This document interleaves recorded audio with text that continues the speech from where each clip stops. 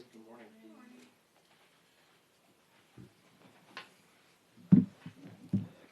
we doing?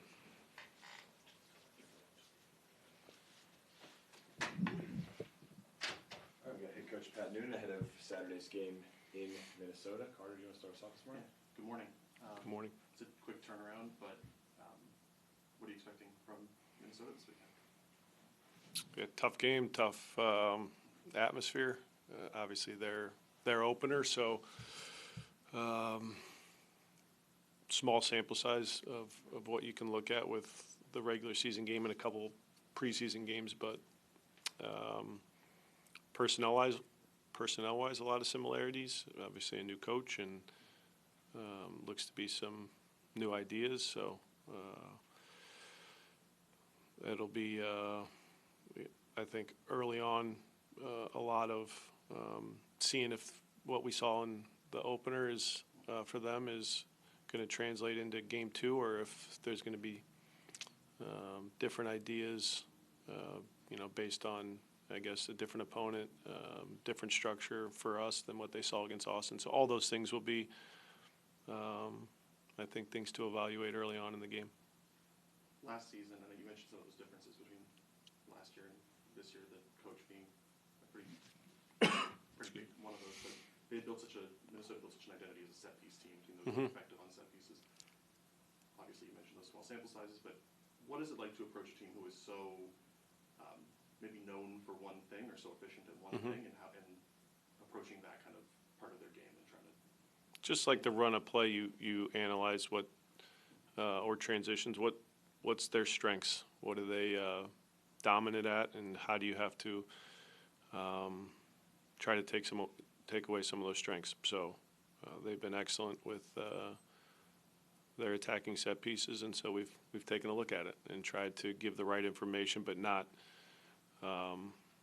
overwhelm our guys to have an approach that we can't step on the field and have success in that phase of the game. So they're still very strong with attacking set pieces. Again, it's a new coach. It's early in a new season, so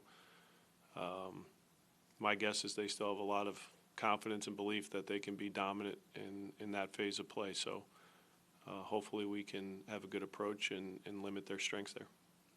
From what you've seen on that side of the ball, what makes them so efficient at scoring off those kinds of situations? Design, belief.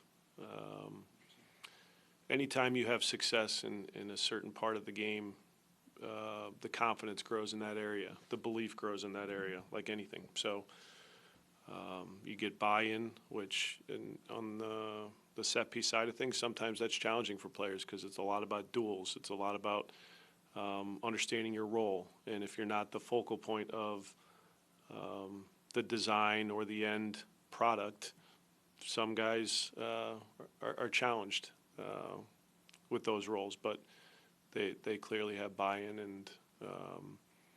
and good designs. Where do you feel like you guys are with your set pieces? We've seen Evander in the past be able to deliver those, and maybe, I don't know if we'll get into him a little bit later, but aside from him, the options that you have, and also Chris had mentioned maybe trying to bring in a set piece coach. Right. Is there any movement on that? I would say on our side of things with the, I guess, the set piece conversation, we've looked at additions there. We've looked at what we have as far as players, design, how can we be more effective? And you mentioned Evander. The starting point for Evander, Dotto, Brian the other day is delivery. You need good delivery. And so if you don't have that, none of the design matters. And we obviously know we have a couple assets when it comes to getting the ball in the right spots. And then from there, what I just mentioned was the understanding of a role and knowing how to execute it, because you could put a lot of time in the designs. If guys don't know their roles or, play their role, play their part, you might not see the final product. And those are all things that we've kind of discussed, and we've put a good emphasis on getting better in that, area of our play. So I think throughout preseason there was some good ideas, some better execution, or at least,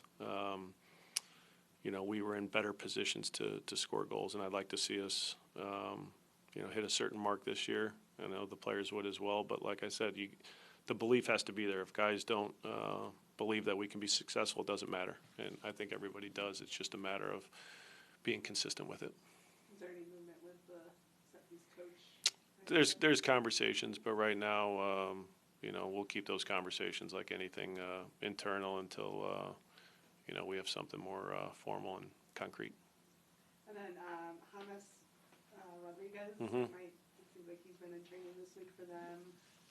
Seems like he could make his debut. How big of a challenge does that present for you guys? Just knowing what he's capable of, but maybe not knowing how he's going to line up in their system. Well, you get a top player that's played at a very high level and is going to bring a level of knowledge, experience, confidence, to their group, especially early on. There's going to be some buzz and excitement around that, what the involvement looks like, whether he's a starter, whether he's coming in reserve. It'll be a boost for them because he's, played at a very high level, like I mentioned, and had a lot of success. So somebody that we're aware of as far as how you look at him within their group, there's nothing to really analyze. It's where you expect him to slot into the group and how we manage that. So relatively unfamiliar, conversations, but just the awareness of, if this player's on the field, what do we think it looks like and how do we position our guys? So, but certainly a nice pickup for them. Any update on Evander and then Matt? Yeah, we'll see how we get through this morning, our training session with Evander and Matt's. He's kind of been full go. I would still say there's, still a hurdle that we're trying to get over as far as making sure that he's 100% ready to go. And I would say that hurdle's probably taken longer than Matt or we would have anticipated. But he's put together now a string of trainings that I think has positioned him to start to help to contribute. But like I said, how and when, that conversation has probably been delayed longer than we would like, all of us. And I know there was frustration there for Matt too, but I think he's in a better place after the last 7 days. So his involvement's pretty similar to Evander. We'll get through today and decide, on the travel. You guys have been without star players before, injuries, whatever reason.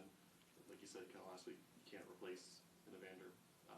But how different are the preparations, the conversations, the things that you guys do when you're expecting a guy like that to play versus when you're not? How does that change what you do? I would say, like any of the conversations, it's how do we best position what we think our starting 11 is and how we manage the game. So,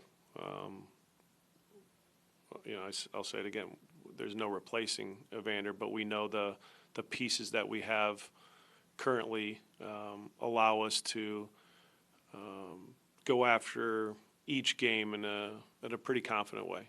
And we've talked a lot about Dotto because he's as like for like as we have as far as somebody to slot in and play that role. But there's different shapes, there's different structures I think that we can look at with different personnel to be really effective. So I wouldn't say much has changed other than we know we miss a key piece potentially in the short term. Again, we have to get through this morning to know what his involvement will look like. And if for some reason he's not, then what do we do to prepare our guys to have success? And I don't think much changes as far as how we talk about with and without the ball ideas. I think a lot of that will be very similar. And then we talked about Rodriguez, but is there anyone else in that Minnesota group who stands out to you as being core or maybe underrated for what they do is to find success that you guys are looking at? I wouldn't necessarily use the word underrated, but Pereira is an excellent player, somebody that we've looked at with how he finds the game, how he's able to create on the dribble, how he's able to create, with his passing, with his movement, and they have excellent speed with Yeboah and Longwane. I would say those are the threats when you talk about stretching the game that we've talked about. Good physical presence along the back line with size. They got guys that can move the ball through pressure. So kind of focus on Duggan. Obviously, Boxall's a very experienced player in the central part of their defense there, and Trapp as well. So in the spine, I think they have good experience and guys that have been a part of that group and helped them succeed. They had Callender, which is, for me, a very strong addition in the goalkeeping position. So I would say those are probably the names that were discussed the most, but that's not to discredit any of the other guys that we know are going to be on the field, that can cause us problems.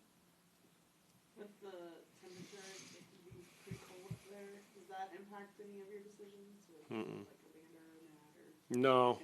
anyone? I think, sure, they're a little bit more extreme as far as being cold, but the guys that are out there that are moving around, I think will be okay. It's just managing the guys that are, going to be coming into the game, because you don't want them sitting around too long. They got to be moving. They got to be active. So just how we look at our warm-up and then, after halftime, keeping guys moving and warm and ready, I think is important in conditions like that. And I wanted to ask about Pavel, because I don't feel like we've really talked too much about him, but he was such a strong player for you guys last year. I guess, where do you see him as he's gotten really comfortable in your system and trying to grow a little bit more? Still very strong.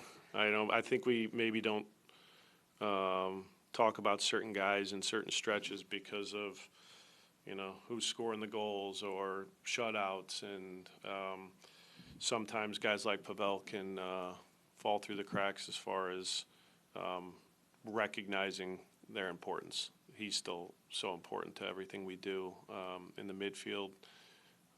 His willingness to run, and if we're talking about specifically with the ball, I think last year a lot of the conversation was getting him more involved in the attack and putting him in positions to finish off plays, whether his own shot creation or finding opportunities for others. And I think that started off really strong last year, and maybe the production died off, but certainly the positions that he was in were pretty consistent. So we're looking for the same this year. I think it's while we haven't been talking about Pavel, he's had another very solid preseason and start to the season for us. Thanks so All right, much. thank you.